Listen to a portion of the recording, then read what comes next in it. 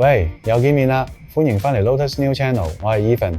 今日要同大家深度開箱3款近期喺區塊鏈與獨立遊戲社群獲得極高關注度嘅冒險大作，有硬核刷寶，有極限生存，有治癒探索，全部近期都有重大更新。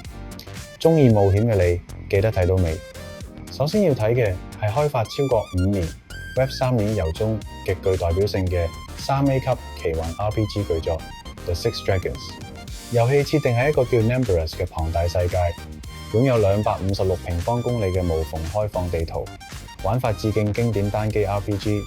玩家可以自由探索森林、火山同地下城，而且冇職業限制。你可以自由組合法師、戰士、牧師3大天賦樹，超過100種技能，打造獨一無二嘅戰鬥風格。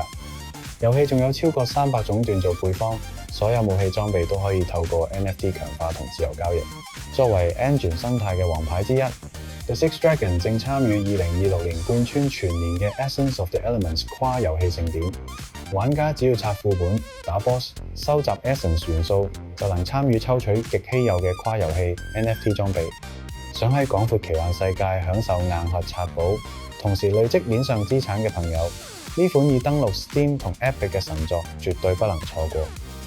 第二款係近期憑藉獨特玩法迅速竄紅嘅動作冒險新星 Typho。Typho 最震撼嘅核心設定就係潮水就係你嘅生存計時器。遊戲中水位會隨時間實時攀升，玩家要喺陸地被淹沒之前，一邊靈活攀爬解開遺跡謎題，一邊搜刮稀有物資並及時撤離。行錯一步就會被潮水吞噬。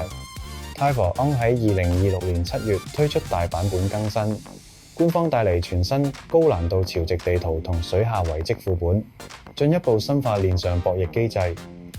最新聯賽模式中，玩家要押注物資進入漲潮戰場，成功撤離就能獲得高倍率稀有鏈上獎勵，將高風險高回報嘅生存樂趣推向極致。最後一款係主打溫馨治癒風嘅 3D MMO 神作 Play Kindra。Kindra 係首款正式登陸 Robinhood Chain 嘅 3D 網頁 MMO 遊戲，玩法類似符文工坊同 RuneScape 嘅結合，玩家可以修煉伐木、採礦、釣魚等7大生活與戰鬥技能至99級。遊戲仲內置 AI 原生 NPC， 會真實記住你同佢嘅每一次對話。Play Kindra 近期正式開啟全網測試，開放咗全新區域 The Halloween 大型團隊 Raid 副本。玩家除咗可以喺安全區享受治癒生活、職業同自由貿易，仲可以組隊、運送商隊或者前往全掉落 PVP 區域爭奪頂級資源。隨住 Robinhood Chain 生態狂飆，呢款兼具治癒與硬核深度嘅網頁 MMO 正成為無數打工仔與學生嘅首選。好啦，睇完3款冒險遊戲，3種完全唔同嘅生存法則，有人靠刷寶變強，有人同潮水競速，有人喺慢活中探索世界。